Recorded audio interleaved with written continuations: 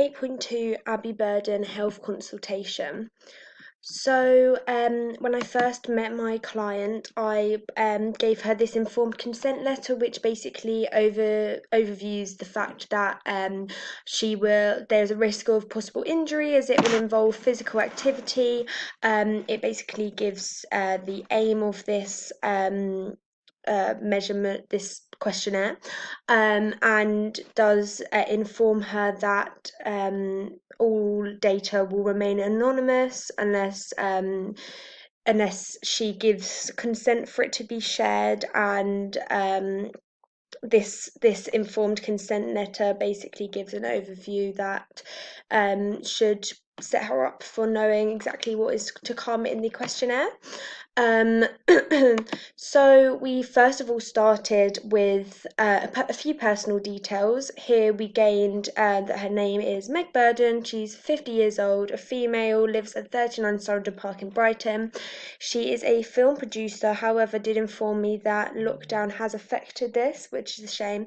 Her email is here on the screen in blue, and her height is 177 centimeters and she's 11 stone.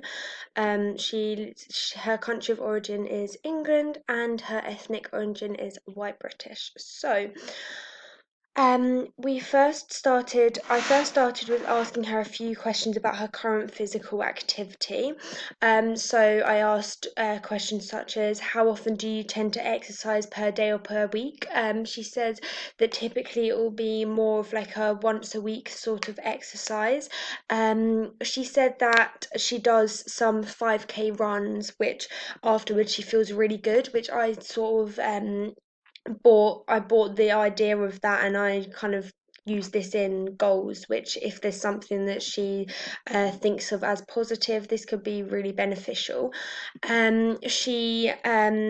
She doesn't actively and regularly participate in her favorite sport that much because she doesn't actually have a favorite sport, which I did think could be something that could be changed. And she did say that she is physically less average than someone of her personal age. Now, I asked her a few questions about her nutrition. I asked her whether she could describe her diet. She said that it's good, and there's not many real big concerns. However, she did let me know that her and her family do eat a lot of takeaways, and these aren't usually healthy, and they would sometimes get these once a week. So at least we know that she is aware that these aren't very healthy for her health. I asked her whether she eats more than 5 portions of fruit or vegetables a day, and she said yes, she does. And when she's cooking at home, she'll try and put a lot of variety of fruit and vegetables into her home cooking and eat fruit a lot when she can. She said that she does try and buy low fat products when she can, but this is not a huge priority for her, which is not a huge problem. However, it would be good if she's aware of the fact that this would be really beneficial. Um, I asked whether she regularly adds salt to the food during cooking, and this was a big concern for her, as her and her family do add a lot of salt when cooking at home, and they also add a lot when they have their meal in front of them, just like on the table. And finally, in the nutrition section, I asked whether she skips any meals, such as breakfast, lunch, or evening meals, such as dinner, more than once a week. And she said yes, she does, because she sometimes doesn't find the specific time to fit all these meals into a day, so she does skip some, which she said is usually lunch, and this will result in snacking, which of course isn't very good for the health and can add to a lot of weight gain. Now I asked a few questions about her lifestyle because this is important just to gauge like a an overview about how she lives her life and what sort of activities she's doing. So whether she sleeps for 8 hours per night, she said that no, this is a sleep's quite a big problem for her. She doesn't usually sleep more than 6 hours a night, which of course is not a great deal.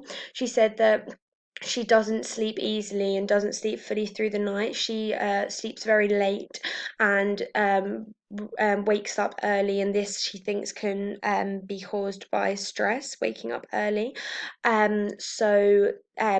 This did stick out to me as something which we could improve for her.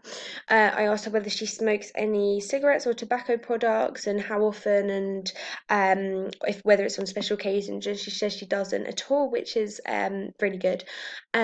She also said that she only drinks alcohol in moderation and typically will only drink around 9 to 10 units per week. Um, she said that her family and friends are really supportive of her, which I thought was really important because to improve on goals that you set for yourself, you want the right motivation around you.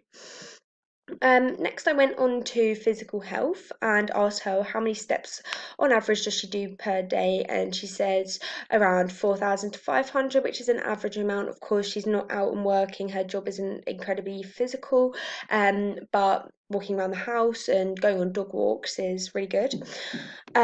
She said I asked whether her and her family were very active. She said not hugely. Her and her family are always quite busy, so they don't go on like exercises together or long walks together.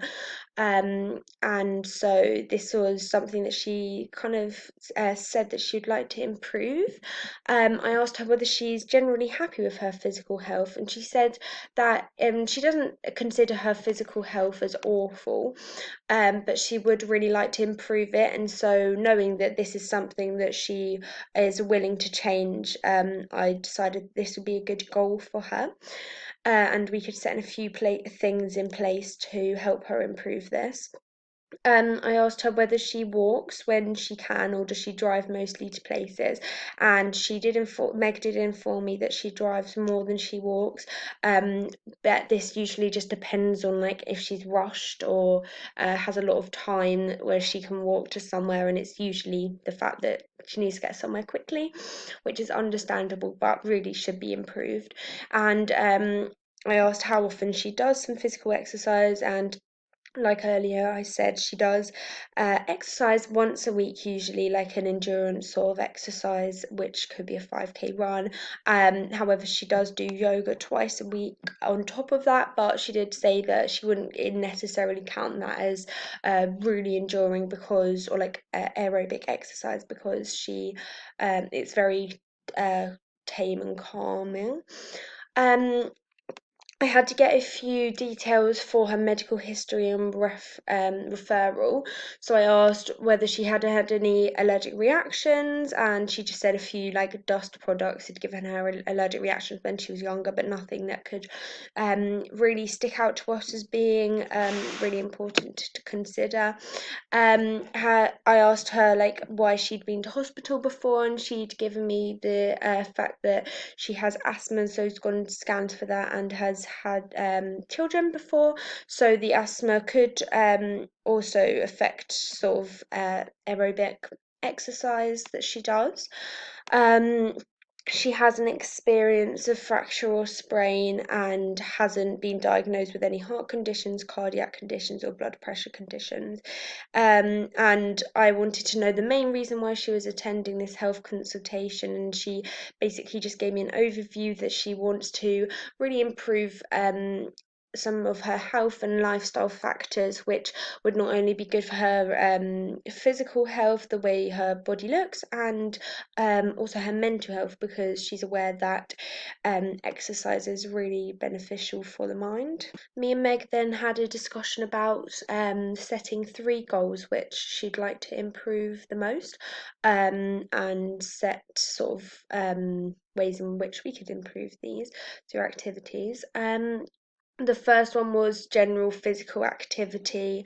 The second was improvement of diet and nutrition, and the third one was improvement of sleep, because all of these are kind of lacking in really, like, are not too strong for her and do affect her.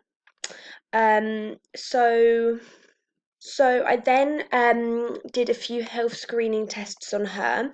I measured her heart rate, her resting heart rate, and from this diagram, as we can see on the screen, for a woman that's aged 50 years old, um, she got 71 beats per minute, and so this would come to a good resting heart rate, which is really positive to hear. Obviously, that could improve to be excellent or even athlete, but it's a good start, and it shows that we don't need to like pile on the amount of cardiac exercises that she needs to do. So yeah. I also went on to just measure her body mass index, because this is really interesting to know, as it's good to know that your weight is in good proportion to your height. Meg got a body mass index of around 25.5 kilograms per meter squared, and this for a woman's average body mass index would come to a weight classification of just overweight. Of course, this can be improved, and with the goals that we set, we can see how improvements of diet and physical activity can be used to improve this, so that's not too much of a problem. And I also wanted to measure the waist to hip ratio, in which Meg got 0.81, which shows that compared to this normative data, she has an average ratio, which is good, but obviously can be improved through these goals and setting different activities to improve them. So now I just gathered some of the data from my health screening tests, and the strengths of the resting heart rate is that she came back with a really good resting heart rate of a good result, around 71. And so this doesn't really need to be improved, but of course, with the goals that we set and activities that she can do, the general resting heart rate and cardiovascular system will be improved. For her body mass index, it only just reached over the overweight section, so it's not too concerning. It's not at the very end of this steering towards obese. However, her body mass index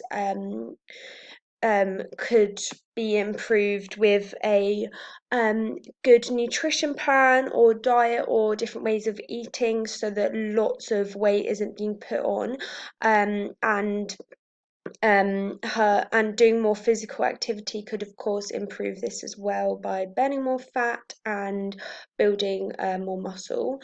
Then for the waist to hip ratio, a strength of this is that it was average, which is good. It shows that there's no concern with this. However, of course, this could be improved, and physical activity and dieting or nutrition can help this. I also put together some of my overall outcomes of the health screening questionnaire, with the goals of with the strengths of goals being that she's aware that her diet is sometimes isn't healthiest, which I think is really important, that the client is aware of something that they need to improve, because it will only motivate them more to change it. And it's really good that she's open to the idea of improving her physical activity, and she's got lots of people around her that can push her to really improve this. We will say that areas improvements that she really needs to reduce salt intake and limit the amount of takeaways to probably once a month. and this can become more of a treat thing, which is really important rather than just sort of a weekly meal, which is very unhealthy. We set the goal improvement that she needs to generally do more exercise than she's already doing, which is only once a week. And although it'll be hard for her at first, when we improve the amount of physical exercise, it will only get easier, and we'll see a lot of results in the um, heart rate and body mass index and hip to waist ratio. And we set a goal for sleeping, because this is clearly affecting her, to try and go to sleep earlier and find ways that reduce stress, so that the sleeping can be more peaceful and she won't be waking up too much earlier.